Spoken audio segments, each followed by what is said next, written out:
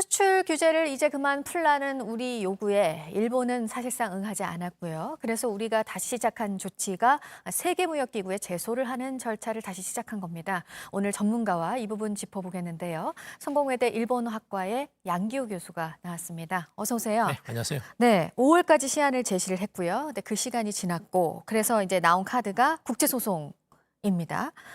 우리 정부가 이런 판단을 먼저 한 이유가 있을 거예요. 어떻게 보시나요? 뭐 저는 기다릴 만큼 기다렸다고 봅니다. 네. 그러니까 이제 작년 7월까지 하면 한 11월 뭐 11개월 이렇게 지금 이런 상태인데요. 네. 일본 측에서 그동안 여러 가지 요구를 했습니다. 그러니까 한국의 예를 들면 이제 전략물자 이것은 이제 중요한 물자가 재래식 무기로 전용되거나 핵무기를 만드는데 악용될 수 있는 그런 재료는 예를 들면 북한이나 이란에 나가서는 안 된다는 것이 이제 전략물자 통제거든요. 근데 그 부분에 대해서 어떤 제도를 정비해달라.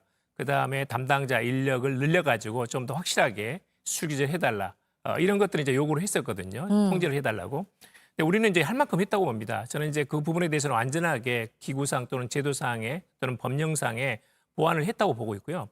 그래서 5월 말까지 이 부분에 대해서 우리가 일본 측이 요구한 것을 다 충당을 했기 때문에 충족을 시켰기 때문에 일본 측에서 당연하게 작년 7월에 했던 이런 부당한 수출 규제 이전의 상태로 돌려달라는 것이 이제 한국 정부의 요구입니다. 더 이상은 기다릴 수 없다라는 겁니다. 네, 할 만큼 했다 이 얘기를 지금 하셨는데 그러니까 이게 장기전으로 가겠다는 거잖아요. 뭐 이제 우리 정부가 칼을 빼들었다 뭐 이런 표현도 나오던데 그 정도인 건가요? 일본에 대한 어떤 메시지라고 해석을 하면 이제 될까요? 칼을 빼들었다고까지는 가지 않습니다. 그러니까 네. 이제 이 WTO 패널을 구성을 해가지고 이제 그 말하자면 재판이 시작되는 건데요.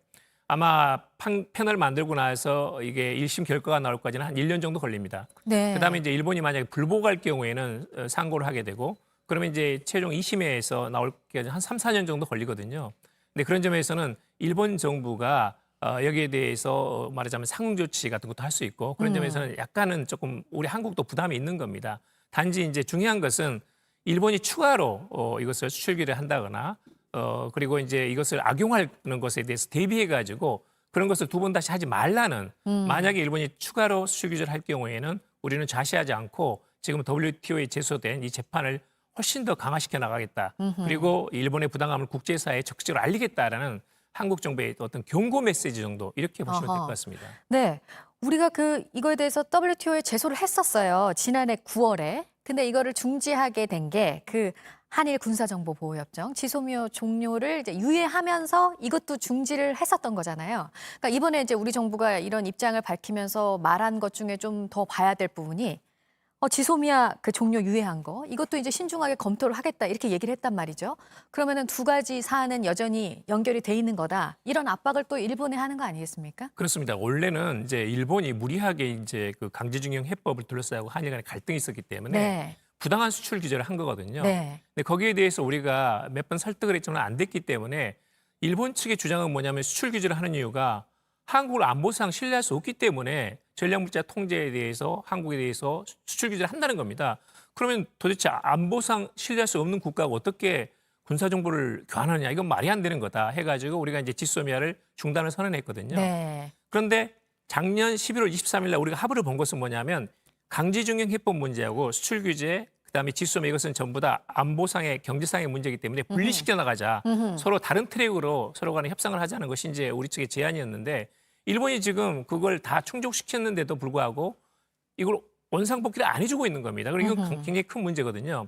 그래서 이제 우리는 일단은 지소미아 카드는 저는 이제 적극적으로는 아마 들지 않을 거라고 보지만 네. 올해 이제 예를 들면 11월 23일이 또다시 이제 이것을 재연장할지 말지 여부입니다. 네. 그리고 이제 그 통보를 8월 22일까지는 일본 측이 해줘야 되거든요. 그러니까 일본으로서는 상당히 압박이 되는 겁니다.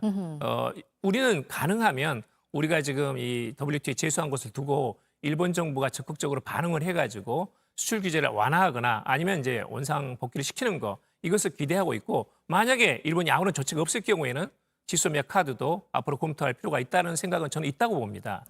그러면 정말 현실화될 가능성도 있나요? 왜냐하면 또 이거 지소미아는 미국도 또 생각을 해야 되고 뭐 지난번에도 그게 다 연결이 돼 있어서 그런 판단을 맞습니다. 한 거였지만. 우선 이제 미국 측이 당시 굉장히 반발했고요. 그리고 이제 뿐만 아니라 지금 한미 간의 이 방위비 이 분담 협정 같은 거 지금 계속 진행 중이지 않습니까? 근데 그런 점에서 오히려 부담을 느낄 수밖에 없습니다.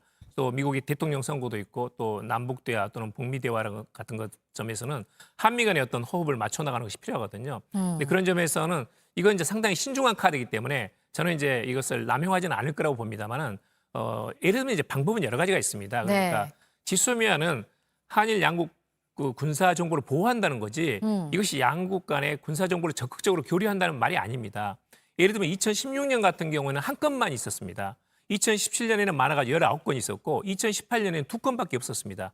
그러니까 협정은 그대로 두더라도 우리가 적극적으로 교류하지 않으면 사실은 이제 형해화되는 거거든요. 그 지소미아라는 것이 제대로 작동을 하지 않게 되는 겁니다. 그러니까 지소미아를 유지하더라도 그 내용 자체가 우리의 유리하게 끌고 갈 수 있는 그런 카드는 우리한테도 있거든요. 근데 그런 점에서는 아마도 제 생각으로는 지소미아 자체에 대해서는 건들지 않되 어허. 이 내용 자체에 대해서 우리가 압박할 수 있는 그런 카드로 활용할 가능성은 있다. 이렇게 보고 있습니다. 네, 이 수출 규제와 관련해서 이제 일본이 계속 얘기하는 거는 강제징용과 관련한 우리 판결 문제 그거 풀어라.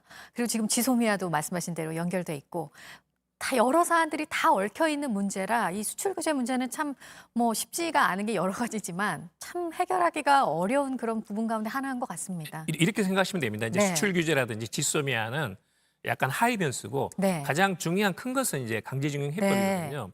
그러니까 일본은 강제징용 해법이 풀리지 않는 한은 수출 규제를 안 하지 않을 가능성이 있습니다.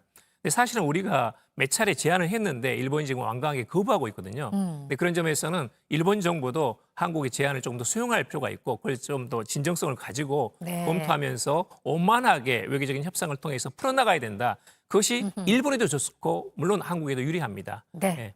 성공회대 일본학과의 양기호 교수였습니다. 잘 네, 들었습니다. 감사합니다.